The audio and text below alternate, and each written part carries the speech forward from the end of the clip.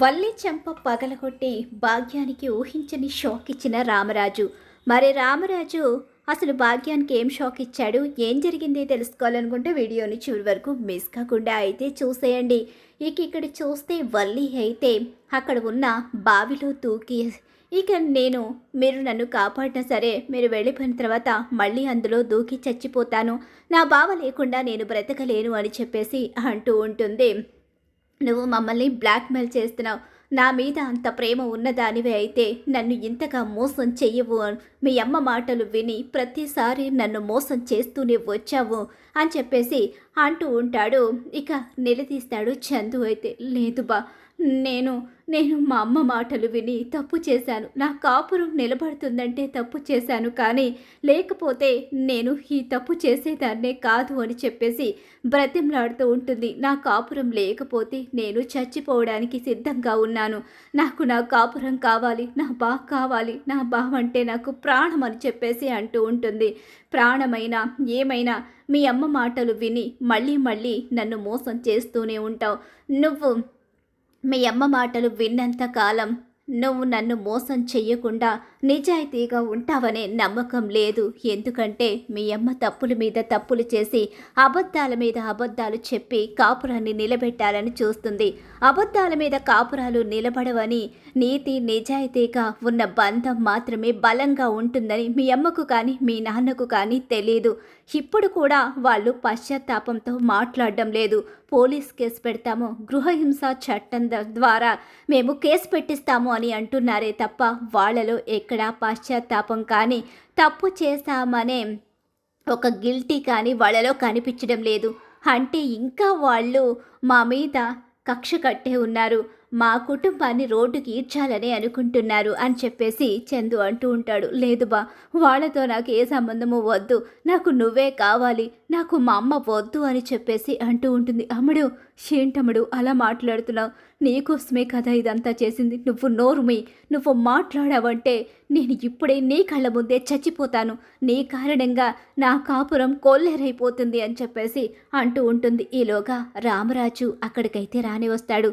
బుజ్జమ్మ, బుజ్జమ్మ, ఏమైంది బుజ్జమ్మ, ఎందుకు అందరూ ఇక్కడికి వచ్చారు, ఏం జరిగింది అసలు, ఎందుకు నాకు ఫోన్లో నువ్వు అలా మాట్లాడావు, ఫోన్ చేసి హడావుడిగా పెట్టేశావేంటి, పూర్తిగా వివరాలు చెప్పకుండా నువ్వు ఫోన్ పెట్టేస్తే నేనేమనుకోవాలి, నాకెంత కంగారుగా అనిపించిందో తెలుసా, అసలు ఎందుకు ఇక్కడికి వచ్చారు, వల్లి ఏంటి అలా ఉంది, వీళ్ళెందుకు ఇలా ఉన్నారు, ఏమైంది బుజ్జమ్మ, ఎవరు మాట్లాడరేంటి, వల్లి గురించి ఏవో చెప్పాలి నిజాలు అని చెప్పావు, అసలు ఏమైంది బుజ్జమ్మ, ఏం జరిగింది చెప్పు అని చెప్పేసి అంటూ ఉండగానే, ఏమండి చాలా పెద్ద తప్పు జరిగిపోయిందండి, మన పెద్దోడికి చాలా పెద్ద అన్యాయం జరిగిపోయిందండి, ఏమైంది, మన పెద్దోడికి ఏమైంది, ఏరా ఏరా పెద్దోడా, ఏమైందిరా, ఎందుకు అలా ఉన్నారా అందరూ కూడా, అసలు ఇక్కడికి ఎందుకు వచ్చారు, ఎందుకు నన్ను అర్జెంటుగా రమ్మని ఫోన్ చేశారు, ఎందుకు మీరందరూ అలా ఉన్నారు, వల్లి ఏంటి అలా తడిచిపోయిందేంటి, ఏమైందమ్మా వల్లి నీకు, ఏం జరిగింది, ఎందుకు వీళ్ళు ఏం మాట్లాడడం లేదు అని చెప్పేసి అంటూ ఉండగానే, మావయ్య గారు అంటూ వల్లి వెళ్ళి ఇక తన మావయ్య కాళ్ళ మీద పడిపోతుంది. లేమ్మా, నువ్వేం తప్పు చేసావని నా కాళ్ళు పట్టుకుంటున్నావు, లేమ్మా నా కాళ్ళ మీద పడొద్దు, ప్రెగ్నెంట్ పోవడానికి నువ్వు కారణం కాదు కదా, అందులో నువ్వు చేసిన తప్పేముంది, దాని గురించి బాధపడుతున్నావా ఏంటి, ఏంటి చెల్లమ్మ, ప్రెగ్నెన్సీ పోయిందని చెప్పేసి వల్లి బాధపడుతుందా, దాని గురించి బాధపడాల్సిన అవసరం లేదు, మేము చాలా బాధపడ్డాము, కానీ ఆ విషయాన్ని మర్చిపోయాము, ఏదైనా మనకు అదృష్టం ఉంటేనే దొరుకుతుంది, లేకపోతే అది దొరకదు కదా, ఆ విషయం గురించి మీరు పెద్దగా పట్టించుకోవద్దు అమ్మ వల్లి, ఈ విషయం గురించి నువ్వు ఎక్కువగా ఆలోచించి ఆరోగ్యాన్ని పాడు చేసుకోకమ్మా అని చెప్పి రామరాజు అంటూ ఉంటాడు. ఏవండి, ఈ వల్లి అలాగే ఈ భాగ్యం ఆనందరావు మనల్ని మోసం చేశారండి, అసలు వల్లికి కడుపే లేదు అని చెప్పనేసరికి, బుజ్జమ్మ ఏం మాట్లాడుతున్నావు నువ్వు, అసలు కడుపే లేకపోవడం ఏంటి, కడుపు పోయిందని తను బాధపడుతూ ఉంటే కడుపే లేదంటావేంటి అని చెప్పేసి రామరాజు అడుగుతూ ఉంటాడు. అవునండి, మనల్ని మోసం చేశారు, ఈ కుటుంబం మొదటి నుంచి మనల్ని మోసం చేస్తూనే వచ్చింది, మొదట్లో మన పెద్దోడికి వల్లినిచ్చి పెళ్లి చేయడం కోసం గొప్పింటి వాళ్ళమని నమ్మించి మోసం చేశారు, వల్లి చదువుకున్న అమ్మాయి అని చెప్పి నమ్మించి మోసం చేశారు, వీళ్ళు మన ఇంటికి వల్లిని కోడలిగా పంపించడం కోసం ఆడని అబద్ధం లేదు, చెయ్యని మోసం లేదు. ఒక అబద్ధాన్ని కప్పిపుచ్చుకోవడానికి మరో అబద్ధం ఆడుతూ చివరకు మన కూతురు జీవితాన్ని కూడా నాశనం చేయాలని చూశారు. అమూల్య జీవితంలోకి విశ్వక్ రావడానికి, విశ్వక్ అమూల్య మధ్య ప్రేమ రాయబారి నడపడానికి కారణం వల్లి. వల్లి కావాలనే అమూల్య చేత విశ్వక్ని ప్రేమించమని చెప్పి అమూల్యని విశ్వక్ని కలపాలని చూసింది. వల్లి చేత ఈ నాటకమంతా ఆడించింది భాగ్యం ఆనందరావు. చివరికి కడుపుందని చెప్పి కడుపు నాటకం ఆడి కడుపులో బిడ్డుందని కూడా మనల్ని నమ్మించి మోసం చేసింది. భుజమ్మ, ఇదంతా నిజమా? అవునండి, నిజం. అమూల్య గురించి మన పెద్దోడు నిజం తెలుసుకున్నాడు. అమూల్య విషయంలో ప్రేమ నర్మద తప్పు చేశారని చెప్పి వాళ్లను మనం అసహించుకున్నాం. కానీ ఆ తర్వాత వాళ్ళు అసలు నిజాన్ని మన పెద్దోడు ముందు బయట పెట్టారు. ఆ తర్వాత పెద్దోడు వల్లిని తన పుట్టింట్లో వదిలేసి వస్తే తన కాపురం పోకూడదని చెప్పేసి కడుపు వచ్చిందని చెప్పి నాటకమాడి వాళ్ళ అమ్మ నాన్న వల్లిని ఈ ఇంటికి పంపించారు. వల్లి కూడా దాన్ని నిజం చేయడానికి సకల ప్రయత్నాలు చేసి చివరకు కడుపు నాటకం బయటపడిపోకుండా కడుపు పోయిందని చెప్పి అదంతా కూడా మళ్ళీ నర్మద మీద తోసేసి వీళ్ళు తప్పించుకోవాలని ప్లాన్ చేశారు అని చెప్పి మొత్తం జరిగిందంతా కూడా చెప్పేస్తుంది రామరాజుతో. అలా చెప్పేసరికి ఒక్కసారే రామరాజు కుప్పకూలిపోతాడు. నాన్న, ఏంట్రా ఇదంతా? నా కొడుక్కి గొప్ప సంబంధం తీసుకొచ్చాను అనుకున్నాను. డబ్బు గురించి నేను ఆలోచించలేదురా. అమ్మాయి మంచిది, ఈ ఇంటి దేవతల ఇంటిని చక్కదిద్దుకుంటుంది, ఇంటి పెద్ద కోడలుగా దేవతే మా ఇంట్లో అడుగు పెట్టిందని వల్లిని చూసి మురిసిపోయాను. నా కూతుళ్లతో సమానంగానే కోడళ్ళని కూడా చూసుకున్నాను. నేనేం అన్యాయం చేశానని ఇంత ద్రోహం చేశారు మాకు. అయినా ఎప్పుడైనా పెళ్ళికి ముందైనా పెళ్ళి తర్వాతైనా మిమ్మల్ని కట్నాలు కానుకలు ఏ రోజైనా అడిగామా? ఆస్తి ఉందని నమ్మించి మోసం చేశారు. ఆస్తి ఉందని చెప్పినా కూడా మిమ్మల్ని కట్నాలు అడగలేదు. మీ దగ్గర నుంచి రూపాయి కూడా తీసుకోకుండానే వల్లిని మా ఇంటి కోడలుగా చేసుకున్నాం. మీరు పెళ్ళికి ముందే మీ పరిస్థితి మాకు చెప్పుంటే కళ్ళకు అద్దుకుని మీ కూతుర్ని నా ఇంటి కోడలుగా తీసుకుని వెళ్ళి నా దగ్గర ఉన్నంతలోనే నేను నా కోడలికి బంగారం చేయించుకుని నా కోడల్ని అపురూపంగా చూసుకునేవాడిని. కానీ మీరు అబద్ధాలు చెప్పి మోసాలు చేసి ఈరోజు ఇలాంటి దీనస్థితిలో నిలబడ్డారు. అసలు నువ్వు ఆడుతానివేనా చెల్లమ్మ? నీలో ఇంత నీచమైన బుద్ధుందా? మనిషిని మోసం చేసి ఆ నిందని ఇంకొకరి మీద తోసేసి మరొకరి జీవితాలతో ఆడుకోవడం నీకు సరదానా? నీ కూతురి కాపురాన్ని నిలబెట్టుకోవాలి అంటే నువ్వు నీ ప్రయత్నం చేయాలి. అంతేకాని కూతురి కాపురాన్ని నిలబెట్టుకోవడం కోసం నీ కూతురు లాంటి మరో ఇద్దరి కాపురాన్ని కూలతీస్తావా? అసలు నీది మనసేనా? బండరాయివా నువ్వు? అసలు ఇంత క్రూరత్వంగా ఎలా ఆలోచించగలిగారు? నేను ఇప్పుడు ఒక్క విషయం చెప్పాలనుకుంటున్నాను. ఇక నాకు ఈ కోడలు అవసరం లేదు, మీ బంధుత్వం కూడా అవసరం లేదు. నా పెద్ద కొడుకు జీవితాన్ని నా చేతులతో నేనే నాశనం చేసేశాను. గొప్ప జీవితం ఇచ్చాను అనుకుని వాడికి మోసాలు చేసే భార్యని తీసుకొచ్చి పెళ్లి చేశాను అని చెప్పేసి ఇక పదరా, వెళ్ళిపోదాం పదరా, ఇక ఇక్కడ ఉండొద్దు. ఇలాంటి వాళ్ళ మొహం కూడా చూడడం నాకు ఇష్టం లేదు. వీళ్ళతో మాట్లాడాలంటేనే నాకు అసహ్యం కలుగుతుంది అని చెప్పి అంటూ ఉంటాడు రామరాజు. మావయ్య గారండి, నేను మా అమ్మ చెప్పిన మాటలు నమ్మి నేను ఇలా చేశాను. తప్పు నాది కాదు మావయ్య గారు, నన్ను క్షమించండి. లేకుండా నేను బ్రతకలేను మావయ్య గారు. నాకు నా సంసారం కావాలి, నా భర్త కావాలి, నేను నా భర్తతోనే కలిసి ఉంటాను అని చెప్పేసి చాలా ప్రాధేయపడుతుంది.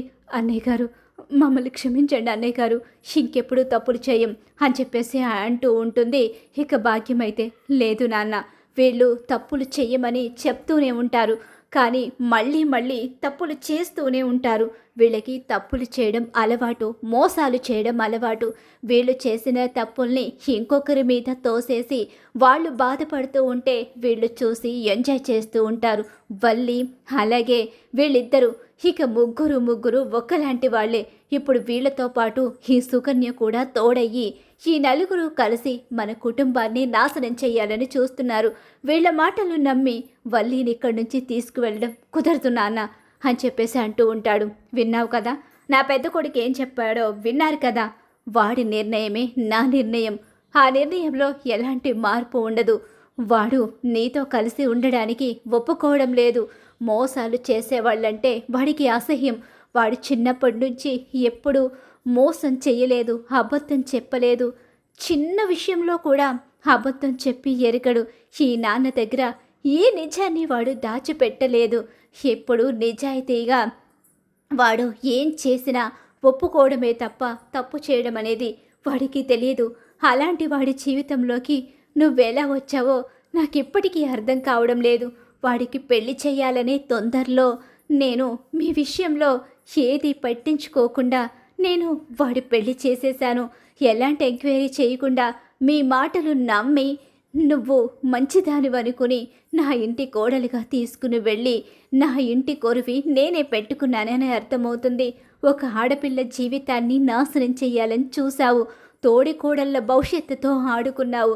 చివరికి కట్టుకున్న భర్త కళ్ళు కప్పి నువ్వు ఇన్ని అబద్ధాలు చెప్పి అసలు కడుపులో బిడ్డ ఉన్నాడు అని భర్తకి చెప్తే ఆ భర్త ఆ బిడ్డ గురించి ఎన్ని కలలు కంటాడో ఒక్కసారైనా ఆలోచించావా? ఆ ఇంటి పెద్దవాళ్ళు రాబోయే మరో తరం విషయంలో ఎన్ని ఊహలు ఊహించుకుంటారో ఒక్కసారైనా అసలు నీకు అర్థమైందా? నీ విషయంలో ఎంత ఆనందపడ్డామో, అసలు నీ కడుపు పోయిందని తెలిసిన క్షణం నేను పడ్డ బాధ నిజంగా ఆ భగవంతుడికే తెలియాలి. ఎందుకు ఇలా జరిగింది అని ఎంతో తల్లడిల్లిపోయాను. ఆ కడుపులో బిడ్డే లేదని నాకు తెలియదు కదా. నేను బాధపడ్డాను. నా కొడుకు గురించి చాలా ఏడ్చాను. కానీ ఒక్కసారి భగవంతుడు అన్యాయం చేసినా మరోసారి న్యాయం చేస్తాడని అనుకున్నాను. కానీ అన్యాయం చేసింది భగవంతుడు కాదు మీరని తెలిసిన తర్వాత మీ మొహాలు చూడాలని నేను అనుకోవడం లేదు అని చెప్పేసి అంటూ ఉండగానే షీలోక మావి గారు నన్ను తీసుకెళ్ళండి మావి గారు, నేను ఇక్కడ ఉండలేను. ఇదంతా మా అమ్మాయి చేసింది మావి గారు. ఎందుకే నిందని మొత్తం నా మీద తోసేస్తున్నావు? నీ కాపురాన్ని నిలబెట్టడం కోసం, నీకు ఒక మంచి జీవితం ఇవ్వడం కోసం ఇదంతా చేశాను. ఇదంతా నా కూతురు కోసమే చేశాను అన్నయ్య గారు. నా కూతురి కాపురాన్ని నిలబెట్టుకోవడం కోసం ఏ తల్లిదండ్రులన్నా కూతురు గొప్పింటికి వెళ్ళి గొప్పగా బ్రతకాలని కోరుకుంటారు. అలాగే నేను కూడా నా పిల్లలు గొప్పగా బ్రతకాలని కోరుకున్నాను. ఇడ్లీ అమ్ముకుని మాలాంటి జీవితం నా కూతుళ్ళకి రాకూడదని కోరుకుని ఇదంతా చేశాను అని చెప్పేసి అంటూ ఉండగానే అక్కడే ఉన్న వల్లి చెంప పగలగొడతాడు. చిచి, మనుషులేనా మీరు? ఇడ్లీ అమ్ముకుని ఇంటి ఆడపిల్లలు గొప్పింటి వాళ్ళు అవ్వాలని కోరుకోవడంలో తప్పులేదు. కానీ మీరు వెళ్ళిన దారి కరెక్టు కాదు. నిజంగా మీరు నిజాయితీగా ఉండి ఉంటే నీ కూతుళ్ళిద్దరి భవిష్యత్తు బ్రహ్మాండంగా ఉండేది. అబద్ధాలు చెప్పి మోసం చేశావు కాబట్టి ఈరోజు నీ కూతురు నీ కళ్ళ ముందు ఏడుస్తూ కనిపిస్తుంది. ఇప్పుడు తన భర్తే తనకి కావాలని, లేకపోతే చచ్చిపోతానని అంటుంది.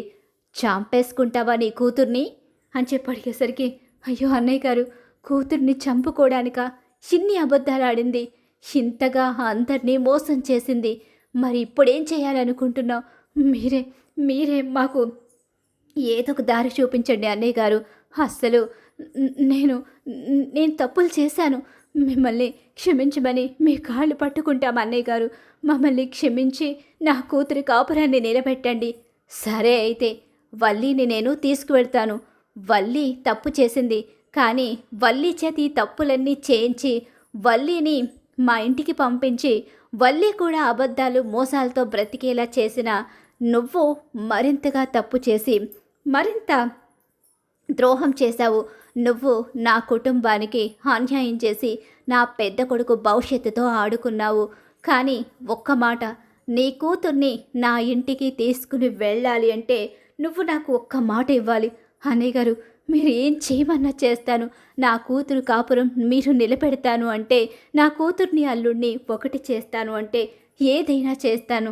నేను ఎంత దూరమైనా వెళతాను, ఏం చేయమన్నా చేస్తాను, మీ కాళ్ళు పట్టుకుంటాను, మీ ఇంట్లో ఎవ్వరి కాళ్ళు పట్టుకోమన్నా పట్టుకుంటాను అని చెప్పేసి అంటూ ఉండగానే, నువ్వు కాళ్ళు పట్టుకోనవసరం లేదు, నువ్వు కాళ్ళు పట్టుకున్నా నిన్ను క్షమించడానికి ఎవ్వరూ సిద్ధంగా లేరు. అన్నయ్య గారు, అవును, నిన్ను ఎవ్వరూ క్షమించరు. నువ్వు నీ భర్త చేసిన తప్పులకి మిమ్మల్ని క్షమించడానికి ఇక్కడ ఎవరూ సిద్ధంగా లేరు. కానీ వల్లిని నా ఇంటికి తీసుకువెళ్తాను, వాళ్ళ కాపురం నిలబడుతుంది లేదు అన్నది వల్లి ప్రవర్తన మీద ఆధారపడి ఉంటుంది. ముఖ్యమైన విషయం ఏంటి అంటే, నువ్వు కానీ ఈ ఆనందరావు కానీ ఇద్దరిలో ఎవ్వరూ కూడా నా ఇంటి గడప తొక్కడానికి లేదు. మీ నీడ కూడా వల్లి మీద పడడానికి లేదు. వల్లి నా ఇంటికి వచ్చి నా ఇంటి కోడలుగా ఉండాలి అంటే మీ నీడ వల్లి మీద పడకూడదు. వల్లిని కూతురన్న విషయాన్ని మీరు మర్చిపోవాలి. ఎప్పటికీ ఇక మా ఇంటి గుమ్మం మీరు తొక్కకూడదు.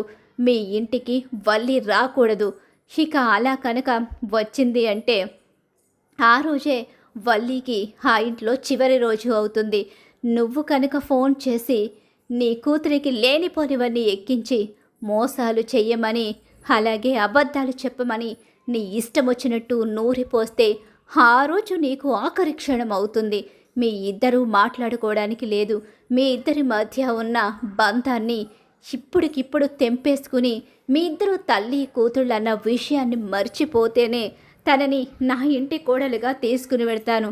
ఏం వల్లి, మీ అమ్మని నాన్నని వదిలేసుకుని మా ఇంటికి వస్తావా అని చెప్పి అంటూ ఉండగా, నాన్న నువ్వుండరా పెద్దడా, చెప్పు వల్లి అని చెప్పి రామరాజు గట్టిగా వల్లిని నిలదీస్తాడు. అలా నిలదీసేసరికి, మావయ్య గారు నాకు ఆన్సర్ కావాలి, ఇలా నాకు నసకడం వద్దు. అలా అయితే నేను నా కొడుకుని తీసుకుని వెళ్ళిపోతాను. ఈ కన్న వాళ్ళని వదిలేసుకుని నువ్వు మా ఇంటికి రావాలి. వీళ్ళు చేసే దుర్మార్గాలు భరించడం నా వల్ల కాదు. ఇప్పటికే ఒకళ్ళని భరిస్తున్నాను, ఇంకా మిమ్మల్ని కూడా భరించడం నా వల్ల కాదు. ఇక నేను భరిస్తూ బ్రతకలేను. కాబట్టి నా ఇంట్లో ఎప్పుడు నీతి నిజాయితీ మంచితనమే ఉండాలని నేనెప్పుడూ ప్రాకులాడుతూ వచ్చాను. ఇప్పటి వరకు దాన్నే నమ్ముకున్నాను. మోసాలు చేయడం, అబద్ధాలు చెప్పడం నా కొడుకులకి కూడా నేను నేర్పించలేదు. నా రెండవ కొడుకు వాడు లంచంతో ఉద్యోగం కొనుక్కున్నాడని వాడితోనే మాట్లాడడం మానేశాను. అలాంటిది మిమ్మల్ని నేను ఎలా క్షమిస్తాను? అందుకే నీ నిర్ణయం చెప్పు వల్లి అని చెప్పనేసరికి, అవును వచ్చేస్తాను, నాకు వీళ్ళొద్దు, నాకు బావే కావాలి, నేను నా కాపురాన్ని నిలబెట్టుకుంటాను, నేను ఆ ఇంట్లోనే ఉంటాను, నాకు వీళ్ళు వద్దు అని చెప్పనేసరికి, అమ్మడు అదేంటమ్మడు అలా మాట్లాడుతున్నావు? అన్నయ్య గారు మమ్మల్ని క్షమించండి అన్నయ్య గారు, మేము తప్పు చేశాము, కానీ మా అమ్మని చూడకుండా మేము ఉండలేము, అన్నయ్య గారు మమ్మల్ని క్షమించండి అని చెప్పేసి కాళ్ళు పట్టుకునే ప్రయత్నం చేస్తారు. చాలు, మిమ్మల్ని క్షమించింది చాలు.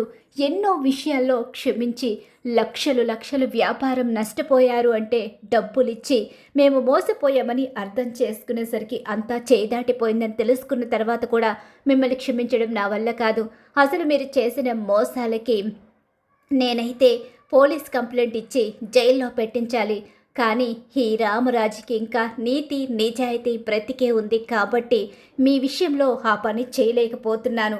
మీరు నన్ను మోసం చేశారు, కానీ ఇంకా మీకు ఇంకొక ఆడపిల్ల ఉంది. ఆ ఆడపిల్ల భవిష్యత్తుని నాశనం చేయడం ఇష్టం లేక మీ విషయంలో ఎలాంటి కంప్లైంట్ ఇవ్వకుండా మీ కూతుర్ని నా ఇంటికి కాపురానికి తీసుకుని వెళుతున్నాను.